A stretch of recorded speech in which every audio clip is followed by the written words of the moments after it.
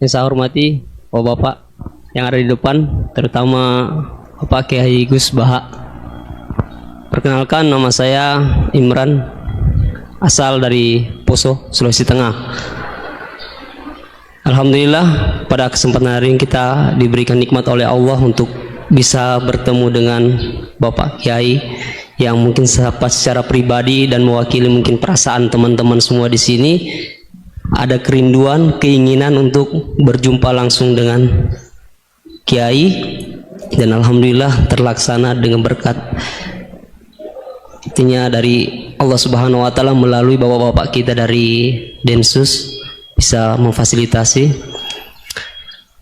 Pak Kiai, yang pertanyaan saya, kita ini kan teman-teman ini bahasanya ex napiter, pernah masuk dalam kesalahan kebencian terhadap negara, bahkan diantara kita ini ingin membentuk negara sendiri, ya kan? Apalagi kami dari Poso, terutama MIT Mujahidin Indonesia Timur, itu pengen bentuk komunitas bahkan negara di Poso, gitu loh. Artinya ada kebencian-kebencian. Nah, bagaimana?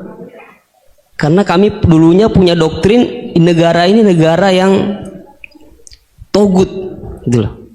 Negara kafir yang wajib untuk kita perangi, kita musuhi, dan orang-orang yang berkembang kita, pokoknya kita basmilah sampai tegak negara ini, negara Islam versi kami saat itu. Nah, mungkin ada pesan atau ujangan nasihat untuk kami ini untuk semakin kuat, ataupun ada kisah-kisah ataupun ayat-ayat yang menjelaskan bagaimana kita itu harus sungguh-sungguh mencintai negeri, negara kita yang kita cintai ini. Kemudian yang kedua, Pak Kiai, terkait masalah ihsan ini seperti apa? Karena mahwal Islam, mahwal iman. Nah, ihsan ini kita mungkin yang belum terlalu kami pahami. Apa itu ihsan yang kata Nabi, anta'budullaha ka'annaka tarahu fa illam takun tarahu fa innahu yarak. Mungkin ada penjelasannya, Pak Kiai, Gus. Mungkin hanya ini yang dapat saya sampaikan. Assalamualaikum warahmatullahi wabarakatuh.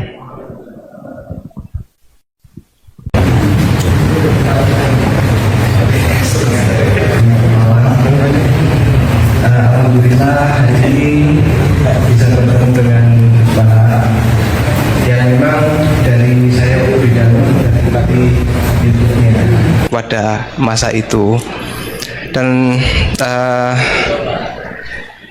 di sini Gus mungkin terdiri dari banyak saudara-saudara kita yang dari berbagai tempat, berbagai karakter dan berbagai sifat. Nah, yang saya ingin tanyakan, bagaimana kita memupuk konsep persaudaraan tanpa memandang kepentingan duniawi, karena kebanyakan dari kita bersaudara karena kepentingan, bukan bersaudara karena ya kita adalah saudara. Terus kemudian yang kedua yang ingin saya tanyakan itu, kita hari ini adalah mengalami degradasi moral yang luar biasa. Akhlak, sopan santun nyaris sedikit demi sedikit hilang.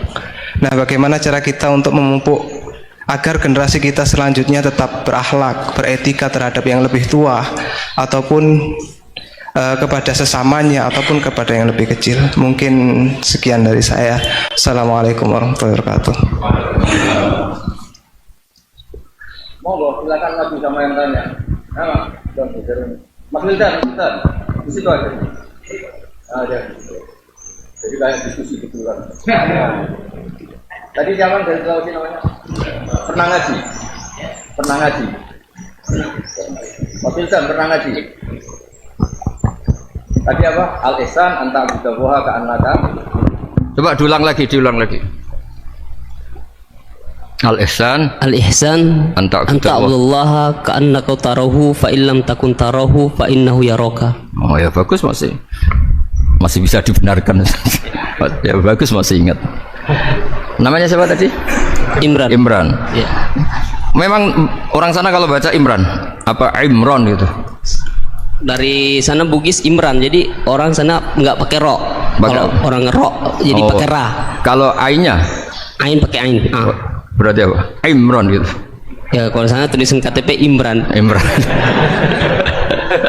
Apa bacanya orang-orang Sulawesi? Apa? Imran. Imran. Imran. Bismillahirrahmanirrahim. Ya yang rileks saja ya. Saya pernah ketemu orang yang pakaiannya itu ndak, mungkin kalau orang syariat bilang ndak syar'i lah, pakai pakaian yang tidak syar'i, tapi dia muslimah, dia ke masjid. Saya ditanya sama seseorang, Gus kok sama orang gitu mau bertemu gitu, karena terus saya bilang kenapa, dia pakaiannya ndak islami gitu. Oke, dia ndak pakaian islami itu nyata, tapi dia ke masjid itu islami, tetap sholat itu islami. Ketika dia ingin sholat dan tetap sholatnya pakai takbir, pakai rukuk, pakai sujud itu islami. Wong setelah di masjid ya pakai mukena, pakai. Kalau sama-sama nyata, Anda kan boleh ngingat sama-sama yang fakta gitu. Dia punya kesalahan dalam berpakaian, dia punya kebenaran dalam sujud, dalam rukuk, dalam ibadah. Dan itu tradisi Quran. Quran ya cerita fa may ya'mal mithqala dzarratin khairan yarah wa may ya'mal mithqala dzarratin syarran yarah. Apa susahnya sih ingat dua-dua sisi itu? Sama bernegara atau bertetangga, kita bayangkan jangan bernegara dulu, terlalu luas, bertetangga saja ukuran, karena nanti sama, bernegara sama bertetangga itu hadisnya sama. Kita di kampung itu ya ada masjid, dan orang-orang yang nggak sholat juga nyumbang masjid. Bahkan ada yang nyumbang masjid banyak terus tidak sholat, karena keramik saya sudah sholat katanya. Saya pernah ketemu orang model gitu itu ya ada. Jadi, tapi ada juga yang sholat terus tapi nggak pernah nyumbang masjid. Ya orang banyak. Intinya itu Allah itu punya tradisi, punya sunnatullah. Kebaikan ya dihitung, kejelekan juga dihitung. Dulu ketika Rasulullah SAW hidup bersama komunitas yang majmu', itu sebetulnya permintaannya Nabi, jangan halangi kami saat mau beribadah. Dulu sampai perang karena mereka menghalangi. Sebenarnya problem mereka wa yasudduna an sabilillah, menghalangi. Sebenarnya kalau dulu saling toleransi ya nggak ada masalah. Artinya ketika Anda ingin sholat di Indonesia agak dihalangi, ingin pengajian nggak dihalangi, sebenarnya ini nggak ada masalah. Ya soal ada kebaikan, ada keburukan ya mulai Nabi Adam sampai sekarang sampai kiamat. Itu cara pandang. Jadi cara pandang kita terhadap orang lain itu harus hal-hal yang nyata. Kalau kesalahan mereka nyata, kebaikan mereka juga nyata. Kenapa kita hanya ingat sisi yang jelek, tidak ingat sisi yang baik?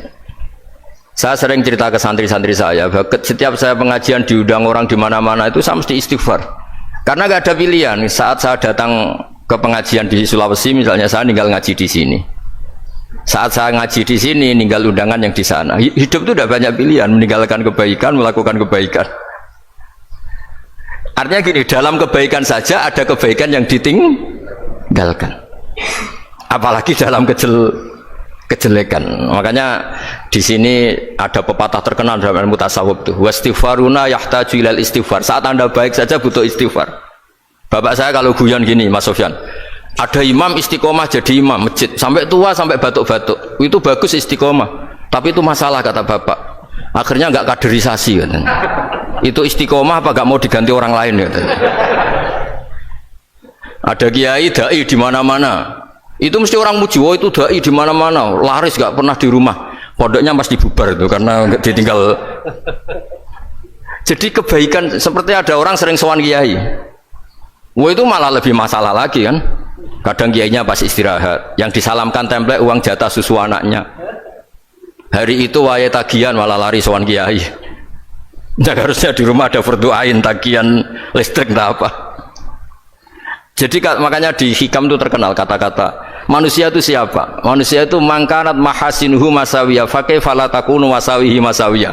Manusia itu orang ketika baik saja salah, apalagi pas salah. Coba saya misalnya pidato begini, di atas panggung saya orang alim pidato nasihati orang. Di saat yang sama seperti yang tanya Mas Wildan tadi, ada agak sopannya. Di situ ada mungkin orang yang lebih sepuh dibanding saya. Masa lebih muda kok di atas? Yang di bawah lebih tua. Ada tidak sopannya? Mau nggak pidato disuruh, mau di atas disuruh, nggak sopan sama yang. Tapi misalnya yang paling sepuh pidato nggak pernah ngaji kok pidato, terus gimana?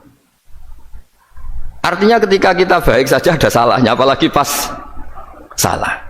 Sebab itu ajaran Rasulullah itu suruh berdoa Rabbana dzolamna anfusana. Sebelum minta itu merasa ya Allah kita ini mendolimi diri kita sendiri. Karena dalam pilihan-pilihan itu pasti ada salahnya. Coba misalnya Anda bangun masjid habis 2 miliar, yang harusnya 1 miliar sudah jadi. Terus nanti suatu saat ketemu Allah ditanya, itu ada orang miskin, fakir miskin, yatim. Andai kan kamu sumbang 1 miliar itu sejahtera semua. Gara-gara kamu bangun masjid terlalu mewah. Ya tapi kadang-kadang orang kebaikannya itu orientasinya bangun masjid, gak tertarik nyumbang fakir. Saat itu cara berpikir gitu mau apa? Tapi kalau dia kumuluhur manusia terbaik karena bangun masjid 2 miliar, coba diaudit secara kepentingan syar'i. Penting mana dengan ngasih makan fakir miskin? Penting mana dengan menikahkan janda misalnya? Penting mana dengan pendidikan?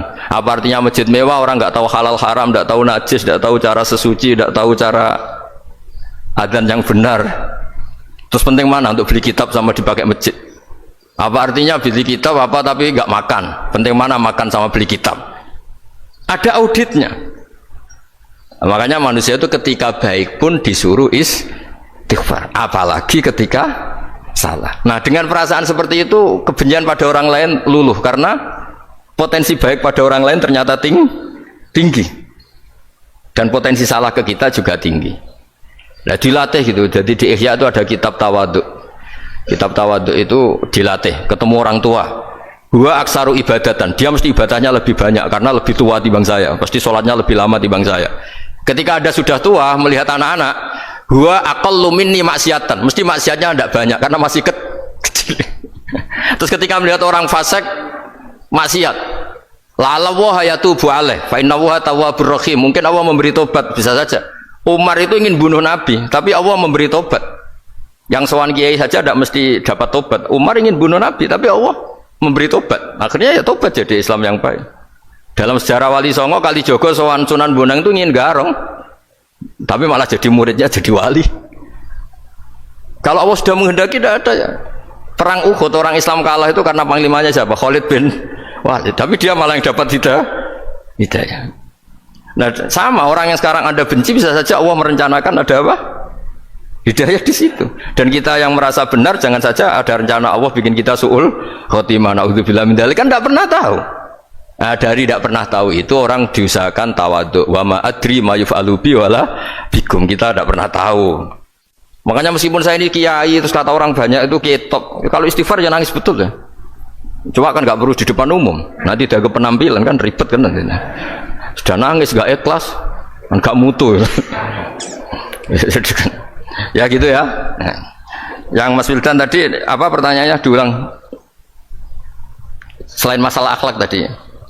Tentang bagaimana cara kita bersaudara tanpa memandang kepentingan duniawi. Nah, ya makanya tadi saya bilang bernegara itu pakai hadis. Misalnya Nabi pernah ngendikan kamu itu punya 3 tetangga, yang satu punya 3 hak, yaitu dia tetangga kamu, dia seagama kamu, dia sesaudara kamu. Jadi ada 3 hubungan, seagama, sesaudara, dan tadi apa? Dia tetangga kamu, dia seagama dengan kamu, dia masih kerabat kamu. Terus ada tetangga yang punya 2 hak, yaitu dia tetanggamu, seagama dengan kamu, tapi tidak sekeluarga dengan kamu. Terus ada tetangga yang punya 1 hak, dia ada keluarga kamu, dia ada seagama dengan kamu, tapi tetap punya hak karena itu tetangga kamu. Dan itu kata Nabi semuanya berhak kamu baikin karena ada hakul jar. Makanya dulu doa ada bil kubri itu ceritanya sederhana. Ada seorang perempuan Yahudiyah sowan Sayyidah Aisyah. Kalau sowan ya dikasih uang sama Sayyidah Aisyah, padahal Yahudiyah. Ketika dikasih uang, terus si Yahudiyah tadi, semoga engkau diselamatkan dari siksa kubur. Zaman itu Sayyidah Aisyah belum dengar hadis tentang siksa kubur. Setelah Rasulullah datang, saya tadi diminta didoain, ya saya terima karena saya nggak percaya. Terus Nabi ngendikan itu benar adanya siksa kubur. Ketika komunitas Yahudi di Madinah itu puasa Asyura, Nabi coba tanyakan mereka, kenapa puasa Asyura? Padahal orang Yahudi. Oh, terus setelah ditanya, Yaumun najjawahu fihi Musa, itu hari di mana Allah menyelamatkan Nabi Musa, kata orang Yahudi. Terus kata Rasulullah, nahnu ahaqqu bi Musa. Saya juga berhak menghormati Musa. Kemudian Nabi puasa. Suatu saat lagi ada orang Yahudi datang, ya Rasulullah, ya Muhammad, manggilnya ya Abul Qasim karena orang Yahudi. Ya Abul Qasim, nanti nasib langit bumi ini di mana? Manusia yang sudah mati-mati di mana ketika bumi dihancurkan? Mayat-mayat yang sudah di kuburan di mana? Terus orang Yahudi tadi bilang, Inna woha wadu as-samawati ala dzih wal aradina ala dzih. Soalnya Allah itu bisa saja mengelola langit bumi yang sudah hancur gini-gini. Nabi itu tertawa-tawa. Dalam sebuah riwayat disebut hatta badat nawajidu. Tertawanya Nabi itu lepas sampai giginya kelihatan. Kata rawinya tasdiqan liqaulil khabri, karena Nabi membenarkan orang Yahudi tadi. Jadi intinya dalam banyak hal itu ya dicari kesamaan. Makanya kalau interaksi dengan kelompok lain kata Nabi la tusaddiquhum wa la tukadzibuhum. Kamu jangan mengiyakan juga jangan menolak. Kamu tolak jangan-jangan pas yang sama dengan ajaran kita. Kamu benarkan jangan-jangan yang tidak sama. Ya sudah, kalau nggak sependapat ya jangan ngambil sikap. Nah, itu juga yang dipraktekkan Rasulullah SAW. Nabi yaqumu lailatan yuraddidu hadil ayat. Nabi pernah sholat 1 rakaat hanya ngulang 1 ayat. Itu aja gak selesai. Yaitu ngulang-ngulang ayat. Fa'aqulu kama qalal abdus sholeh in tu'adzibhum fa innahum ibaduk wa in taghfir lahum fa innaka antal azizul hakim. Pun Gusti kula nyerah. Semua ini hamba jenengan, monggo jenengan napakno sing duwe jenengan. Intinya itu ini wilayah jenengan, ndak wilayah saya. Nah, kadang-kadang kita sebagai manusia itu jumawa seakan-akan itu wilayah kita. Kita nyiksa terserah kita, mengampuni ya terserah kita. Padahal tidak milik kita. Dunia ini milik Allah Subhanahu wa taala. Makanya yang terakhir saya ijazahkan ijazah bapak. Bapak saya itu orang hafal Quran, alim tapi lucu, senengannya guyon. Kalau ngajarkan saya tauhid, tasawuf itu gampang. Hak, kamu punya tetangga, punya Innova. Terus kamu berpikir, kamu miskin berpikir, itu pajaknya aja berapa? Kalau apa itu hanya sudah halus itu gantinya kayak apa? Kalau rusak kayak apa? Terus kata bapak, orang melok duwe kok mikir, udah ikut punya kok mikir. Terus coba kamu nggak ikut punya Alphard, terus saya mikir, wah itu pajaknya berapa Pak Martinus, bisa dipakai beli motor kan? Pajaknya apa? Alphard ini. Oh nggak ikut punya kok. Nah, dunia itu rawekmu, mau pikir lah apa sing duwe. Maksudnya dunia itu milik Allah, apa kamu pikir itu milik yang punya itu. Nah, itu yang dimaksud dalam ilmu tasawuf, da'it tadbir fama qoma bi ghairuk la tuqim bihi nafsak. Sudah, kamu tidak usah ikut campur, itu wilayahnya Allah katanya. Karena wong enggak ikut punya kok ikut mikir. Anda benci orang, benci sekali karena dia tauhid misalnya. Jangan-jangan Allah punya rencana memberi hidayah dia, atau Allah punya rencana dari dia keluar orang-orang Islam yang soleh. Makanya ketika malakul jibal, ya Rasulullah, saya disuruh Allah, terserah engkau, in syi'ta an udbiko alaihim al-akhshaban. Kalau engkau mau orang-orang yang mendustakan kamu saya hancurkan. Apa jawabannya Nabi? La, jangan. Bal arju ayyukhrijawah min aslabihim ma ya'budu wa la yusyriku bihi syai'an. Itu di Bukhari. Enggak, bisa saja sekarang dia kafir, anak turunnya jadi Islam. Dan betul, Abu Jahal punya anak Ikrimah, Abu Lahab punya anak Darro, Walid itu musuh besarnya Nabi punya anak Khalid. Ya sudahlah, kita selalu berharap bahwa ini wilayahnya Allah. Sudah, kita berharap agama ini bagi yang selalu punya harapan. Limangkana yarjuwa, orang yang selalu punya harapan. Kita berharap tambah hari tambah baik, tambah damai, tambah kondusif, tambah segalanya baik. Dan saya seperti ini juga ingin ikhlas dan akan selalu ikhlas. Ya, saya sering bilang kalau pejabat mau sini itu sering tak ngel-ngel. Saya ini sudah ingin Indonesia itu baik itu tanpa diminta. Kalau diminta itu malah seakan-akan saya belum melakukan. Ini kan sudah saya lakukan kok baru minta. Karena ini wilayah kita semua, artinya ingin baik itu keinginan kita semua, status kita. Kata Sayyid Zabidi dalam kitab Ithaf, keinginan baik itu syakhsiyatuk wa hakikatuk. Itu kamu sekali. Manusia itu kan kata Allah Ta'ala, saya pertama menciptakan manusia itu khunafa, orang yang berkeinginan baik. Baru digoda setan terus macam-macam. Jadi keinginan baik itu hakikatuk wa syakhsiyatuk. Itu kamu sekali. Ingin baik itu kamu sekali. Itu status kamu katanya. Makanya orang preman kayak apa, mabuk kayak apa, ada orang kecelakaan, pikiran pertama itu nolong. Itu yang normal. Soal ada kasus, pikiran pertama ngambil HP-nya itu 0,sekian%. Jadi pikiran pertama mesti nolong itu. Karena itu syakhsiyatuk wa hakikatuk. Nggih ngoten mugi-mugi barokah sedanten. Assalamualaikum warahmatullahi wabarakatuh. Percaya sama saya. Kalau sering ketemu.